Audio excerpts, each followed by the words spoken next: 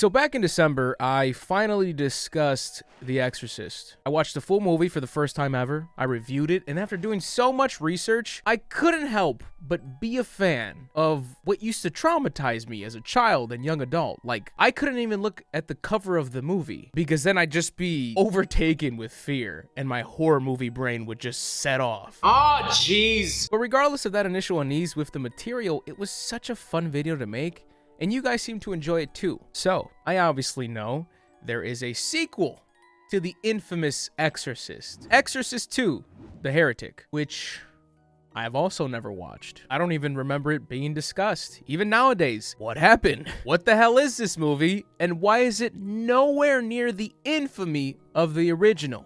Well, spoiler alert, I did a bit of reading before watching the movie, and I saw that Exorcist 2, The Heretic, touted as the worst sequel ever made. And if it wasn't the absolute worst, it was on all the top 50s. And to those people, I say, you probably haven't seen Little Fockers.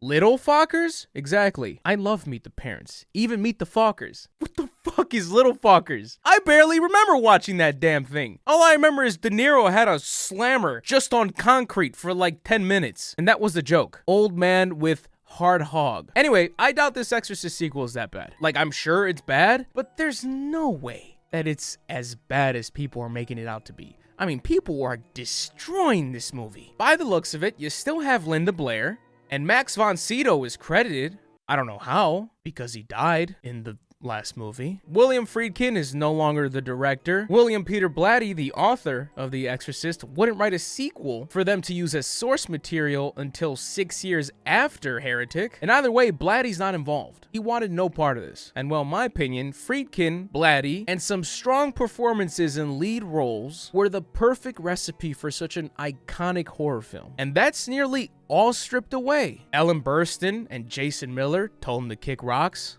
So, what do we do now? Well, the answer to that is fail. And real quick, I know I'm kind of blueballing you a bit here, but this matters. William Friedkin had talked about the Exorcist sequel, and I'll get more into that later, but something he has said is he watched the first 5 minutes, and then he was out of there, claiming this isn't The Exorcist. He didn't know what the hell it was. And keep in mind, Friedkin knows how to tell a story. He's very engaging when he speaks. So when he said that, I just thought, hey, you're putting a little extra sauce on it. It's fine, I get it. You want to entertain the audience. Because there's no way 5 minutes made up your mind. And Mr. Friedkin, I know you never watched this, but I want to apologize for my ignorance. 5 minutes can 100% let you know what you're in for.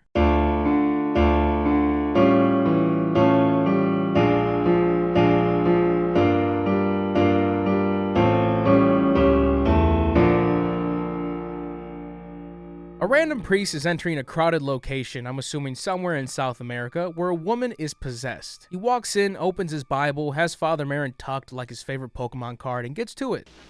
In the valley of the shadow of death, be at my side. Shadow of death. I take a look at my life and realize there's nothing left. Because I've been blasting and laughing so long that even my mama thinks that my mind is... What? Yeah. No, I'll be right there. And the woman who is possessed, who I'm sure is very nice, has this elasticity in her face that is reminiscent of Lele Pons. So she can get exaggerative. Really exaggerative. Fine, boom. She keeps saying, ¿Por qué? ¿Por qué? And then she translates herself and then lobs out another line in English. ¿Por qué? ¿Por qué, padre? ¿Por qué?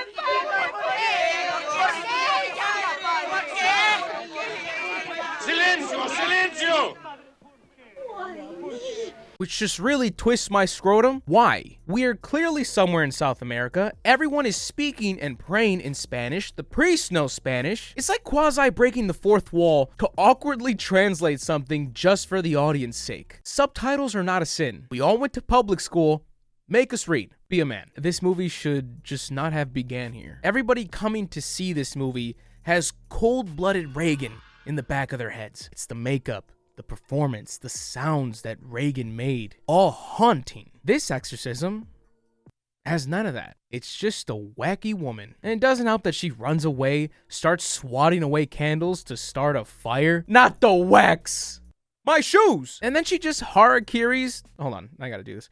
it's lit! And everyone just watches. She also doesn't move because they don't have After Effects. And then she hits the hey goggle face and then editing. And they just immediately cut to Reagan. Hey, did you guys know that Reagan's a tap dancer? And neither did she. Linda Blair jokes about this scene and hated the idea that she had to learn how to tap dance for the sequel of The Possessed Demon Girl, which is fair. Father Lamont, the priest from the first scene, visits the cardinal, the Dundada, and he is assigned to investigate the death of Father Marin. Now listen to this. The church is trying to dismiss Marin's writings because Marin wrote about Satan existing and being powerful, and some people at the theological college believe Marin died at the hands of the devil. So Father Lamont is told to investigate Marin's death and essentially prove that the devil is alive. Please bring me undeniable proof that Satan exists.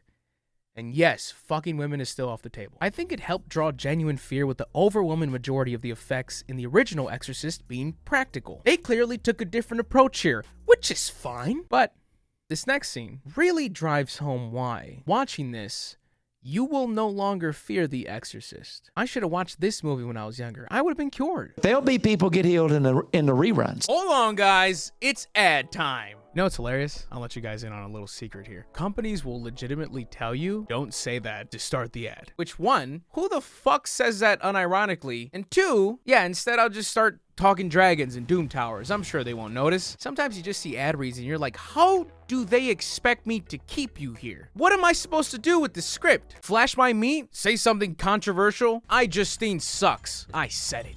Anyway, this video is sponsored by GamerSupps. It's the thing that I always have right there. By the way, I don't believe that Justine statement. GamerSupps is a dope company that sends me free shirts of women with large breasts and shakers. And I've wasted most of this ad not even talking about them. They're not gonna like that. But they'll forgive me if you use code MistaGG for 10% off at gamersupps.gg. What the fuck is GamerSupps?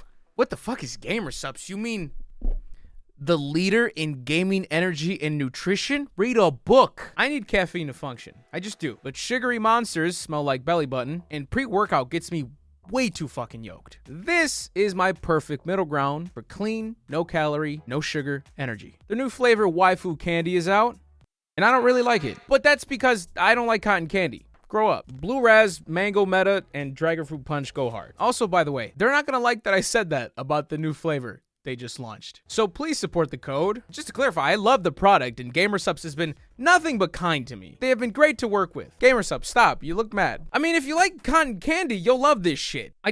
Okay, fine. I love it too. Yum. This is so tasty. You guys know that hairy mound of sugar that you can get at amusement parks? Oh, I bet you'd love to drink that. It's finger licking good. This is buzzing. It's tasty. It's just, you know, I'm an adult. And thank you, GamerSupps, for sponsoring this video. This next scene has the stage set for an incredible scene. Reagan and her psychiatrist use a hypnosis machine. It's meant to help the person opposite you access your memories or something along those lines. There are these low, bassy tones slowly bouncing off each other along with slow, flashing lights. And I'm totally into it, especially with this bizarre, tall-windowed room they're in. I feel like there's so much opportunity here. So they go through it, and her psychiatrist freezes up. They turn off the machine, but only Reagan comes back. So the father boots Reagan and goes in to bring back the psychiatrist. Father, help! I'm stuck in Reagan's murderous flashback. So they sink him in, and I'm just waiting, watching, anticipating. Where do they go with this? Show me the money. And then I see this, and I am humbly reminded of the movie that I am watching. You did not bring back Max von Sydow and throw him at the top of the credits for a Crossed Us Off flashback. Please tell me it isn't so. He had to be persuaded to come back for the sequel, by the way. He didn't want to do it. Also, who the fuck is this Raggedy Ann Reagan over here? Correct, not Linda Blair.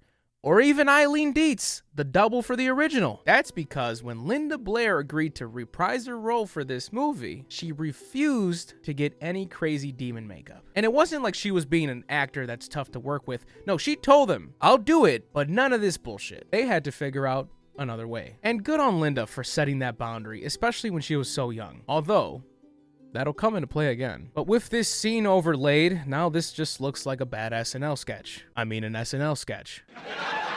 This woman sucks. And poor Max. this even makes him look bad because they probably took multiple takes of him dying and it looks like they just used them all and they make it look goofy as fuck. Also, let me try and explain what you're looking at because it's worse than you think. Father Lamont is in cryostasis or some shit and this is what he sees. And I don't know how hands-on he is here or if he's like a fly on the wall because Imposter Reagan starts by looking over at him, even though this is supposed to be the reenactment of what happened with Father Marin. So not Reagan starts to telepathically murder Father Marin with the Force while simultaneously beginning to grope Jean, the psychiatrist. And both Reagans are just tag teaming the left titty. And real Reagan is not in La La Land, so I don't know how this fucking footsies by the hand works. Apparently, real Reagan starts to embody the Exorcist, and Jean starts to embody Marin, and Father Lamont does jack shit. But then, Father Lamont springs into action. In God's name.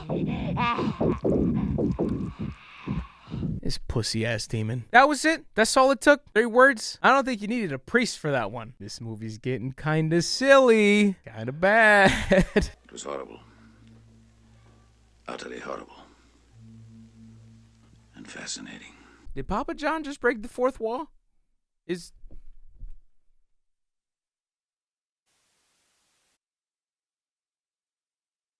Guys, huddle up. Please, thank you. Let's all take a deep breath. And let's not do any more stupid shit for at least like 10 minutes. Sound good? The nurse randomly shows Lamont a portrait Reagan drew of him. When did she draw it?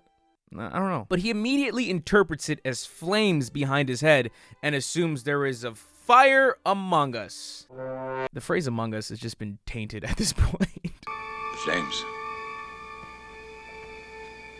The flames. All right, someone cut him off. Stop sipping on J-Man's blood off the clock, Father. The flames. He actually finds a box on fire. Jean runs to phone the fire department and... Oh, there you go, Father. This hellfire shall be no more. With the power of fractured ankles, Satan will surrender. The flames. All right. So priest and a psychiatrist walk into a fire. Hi, guys. So here's a fully functioning adult trying to put out a fire. Please enjoy.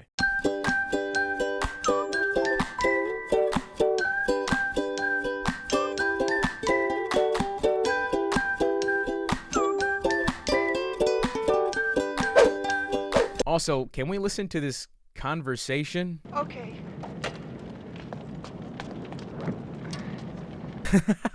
911. Hi, yes, there's a fire in a box. In a box? Yes. Do you have a fire extinguisher? Yes. Do you know how to use it? Yes. Use it. Okay.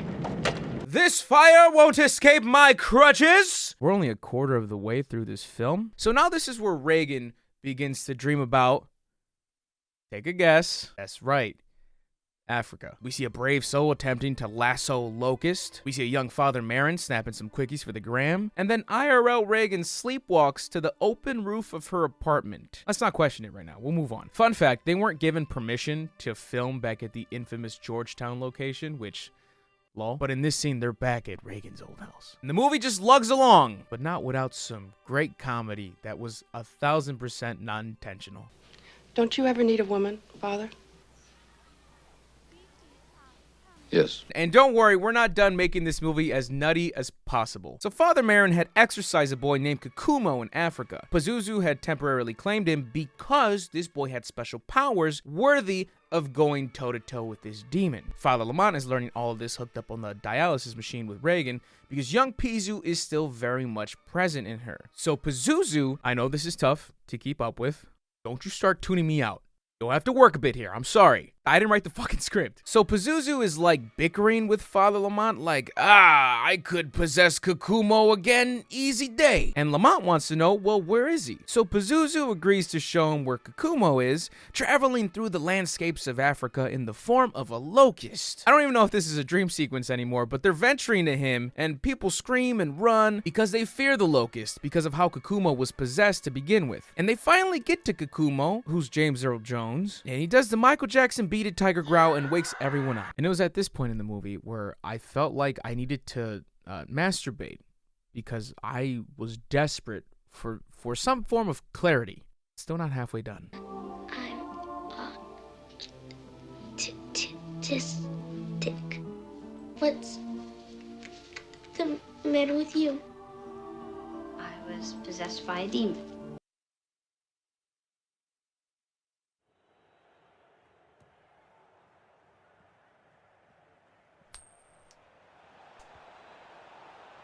And they're gonna elect a pass. This scene here at the museum could have easily been a deleted scene, but no, this movie has to be beefy for whatever reason. The girl in therapy with repressed memories of possession, murder, and blasphemy spends all her time on a guardless roof. Pazuzu, what the fuck is the point of this? So Father Lamont, just like some of the greats before him, Marty, Alex, the sexy-ass hippo, goes to Africa. He climbs the Everest of Africa, and everyone's off perks and cave fumes. You know, if this wasn't the Exorcist sequel, which I'm mad I even have to grant you that credibility, I'd be watching this at 2x speed because this movie fucking drags. So Lamont talks to important people here, and they bring up this random douchebag who fell during Marin's climb. You see him. Because they could never find his body. The reason why is because he fell like this, like a fucking pinball machine. You guys remember that Flash Bubble Girl game? I'm lost for words that this doofy-ass fall became a point of discussion at any point during the movie. And Lamont says, nah, he didn't fall straight down. He bounced off and fell there. I'll show you. And he just starts to rappel back down, along with the rest of the gang. Is this not fucking difficult? But luckily, Boss Man here has a cute hammock. I guess the rest of these guys are just yoked on Wheaties. Why does Reagan tap dance? She murdered somebody in cold fucking blood, and now she's got a funny head. Lamont explains that Pazuzu helped him see where the man was by flying on his wings. Rightfully so. They start to stone him. Reagan also feels all these stones too for some reason, and Lamont escapes to a beach with French nuns who wear paper sailor hats, and this Midwest father conveniently arrives with a 7-foot cross and thinks he knows where Lamont can find Kukumo. Lamont, after being hit with rocks once, tells another person he flew on the wings of a demon locust. But luckily, this guy just laughs. Lamont asks a guard on Casual Friday for Kukumo. He gets no guidance, so he just starts butting into groups, yelling, Kukumo! The locals thankfully do him a solid and bring him a prostitute. Maybe later, fellas. I'm looking for something a little more thick than bassy. Lamont calls on Pazuzu to guide him, courtesy of Reagan, and he finds him. And Kukumo has a locust fursuit. And he knows that Lamont has called on Pazuzu, so he has clearly lost his faith. The test is to walk across this awkwardly placed puddle of spikes. But Kukumo, how can we verify that these spikes are real? I too think that was the most convincing option. Lamont steps forward, gets stabbed, and it's all a dream. Kukumo's actually a dweeb who studies Locust. Reagan's not really a part of this. Honey crisp apple when he spits. Lamont thinks he's fucking free solo. How's there still a half hour left? So Reagan just leaves the hospital, and then her and Lamont somehow find each other shortly after, even though Africa. She stole the RGB rig, so they start sinking to, I don't know, have Lamont deal with Pazuzu instead? We just get some footage of Marin telling Lamont it's up to him. They desync, and Lamont is now in a trance, so he leaves. And I guess now he's going back to the old house by train while in the trance. They draw concern for them having tickets to stay on the train. This random bloody man approaches Gene's car to slow them down. Gene's now taking a bumpy flight. Pretty sure the plane's going down. Then we get that soft, tender violin music, which means they must be fine. Lamont yells at a bus driver eating a burrito to hurry up. He seems to reluctantly oblige. A random cop then stops Gene. Imposter stares. 15 minutes left. Let us pray. Taxi's windshield breaks. Locusts swarm Lamont. The taxi slams in the gate. Pachoo! Let's slow things down again. Sharon walks out of the wreck with no issue. Gene's trapped. Of course, he died. Not for that reason. It wouldn't make much sense to include him at this point. Sharon is possessed now, also, I guess. And Pazuzu, in the form of the Exorcist, is in Reagan's room. She morphs and seduces the father, 17 by the way, and tries to kill the real Reagan. Linda Blair, rightfully so, says that scene was awkward as hell, uncomfortable. Even worse than that, she talks about a story where she arrived to the set and was warned by her makeup department that they changed the storyboard for that scene. That they were gonna run it by Linda, but be warned that it was offensive. So apparently at one point, they were willing to include some real fuck shit because offensive is a very interesting term to use for a seduction scene involving a 17-year-old and like a 51, 52-year-old at the time. Linda confronted whoever she had to talk to, by the way, to tell him whatever the hell they had planned, it's a no-go. And they just ended up never presenting it to her. She never knew what it was. But good on her to tell them to go fuck themselves. Going back to the very sensible scene we were watching, Reagan starts to emulate James Earl Jones. She was evolved to resist the brushing of the wings. Pazuzu fights back, Reagan speaks Spanish, and Lamont starts to choke her out as locusts fill the sky over the White House. Oh, also, Sharon set herself on fire by stomping into a puddle of gasoline. This movie's exhausting to describe to you. I imagine when the script was finished that it probably had coffee stains on it and brain chunks. The window explodes with locusts, the building starts to self-demolish, and Lamont is just throwing haymakers at Pazuzu's ribs. Oh, he was just trying to pull out her heart. That makes sense. But once he gets it, he tosses it like the tie ribbon to the bread. And then to stop the locust, Reagan starts to lasso away, and it works. I'm apparently a very effective locust lassoer. I have no idea why any of it happened. Oh, Sharon's alive. Te absolvo in nomine Patris. There you go. That's what she needs, Father. Some prayer. Don't worry, we'll give the trauma and burn unit a ring in a few. Okay. Lamont addresses us like an Unsolved Mysteries outro, and Jean tells Lamont, just take her, get out of here. They'll throw you in jail for this quasi-pedophilic dynamic. And then the city all wakes up at the same time, and then there's this one extra who takes his role very seriously. The end. Holy fucking shit. If I had the spare money to punch a monitor as a bit right now, I would. Because that's how I felt watching the movie and then fucking talking about it. The public and the critics are not wrong. This is a terrible, terrible movie. A monumental disappointment for the movie that preceded it. A slap in the face to Friedkin and Blatty. I'm disgusted and I never want to watch this chunk of piss again. I've seen people say like, yeah, the movie sucks, but it was like super crazy and off the wall and I like it for that. And it's like, I don't see that. It's too fucking stupid to where it's like, I don't know what's happening. Is it funny to watch like this super zoomed in thing of like this fake locust flying? Yes. Is James Earl Jones spitting a fucking fruit out hilarious? Yes. It's not a good bad movie. I won't give it that recognition. It's just a bad fucking movie. And somehow this is probably better than what we could have originally gotten, because the boardroom base idea of this movie was a low budget rehash where they just did the same movie shittier and packed it with unused footage from the original. They were pinching for a payday as soon as this was brought up, and it's fucking sad. Shame on you. And to cap it off, William Friedkin had a story told to him by a Warner executive about the premiere of The Exorcist 2 at the theater. And I would recap it for you, but Friedkin tells the story as best as it can be told. Enjoy. The executives go into the last row. 10 minutes into the picture, a guy stood up in the audience. He stood up and he looked around and he said, "The people who made this piece of shit are in this room." These guys got up. The heads of the studio, they got up. They ran out of the theater. They get outside, no cars. The cars are all down at McDonald's and all that, and they were chased down the street. That was the first public reaction to Exorcist 2. If you guys enjoyed this video, please leave a like. It helps out very, very much. Here's your second reminder to please leave a like. The flames. Flames. Please subscribe because I have more content coming your way. Shout out to my lovely patrons for always supporting the boy. Subscribe to the other channels. Gamer subs, gamer subs, gamer subs, gamer subs, subs, gamer. And as always, I am Mr. Gigi and I am out.